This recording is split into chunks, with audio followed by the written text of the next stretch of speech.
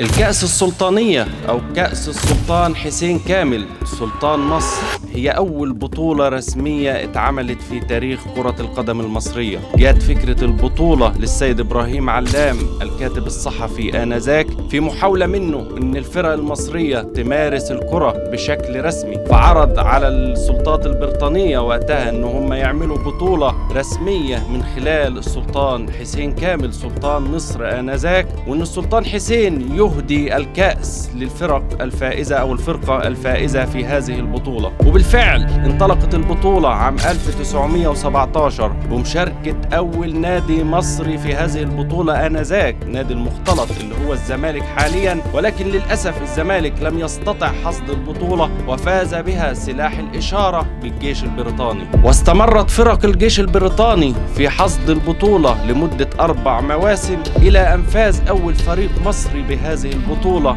برضو نادي الزمالك سنة 1921 ليعد أول فريق مصري يحصد كأس السلطان حسين. والسنة اللي بعدها شارك الأهلي في البطولة لكنه لم يستطع حصد البطولة أيضا، وتوالت المواسم إلى أن توقفت البطولة سنة 1938 وكان آخر لقب حصده النادي الأهلي. وطول الفترة دي حقق الأهلي كالعادة رقم قياسي بحصد 7 بطولات محفورة في التاريخ إلى الآن من كأس السلطان حسين.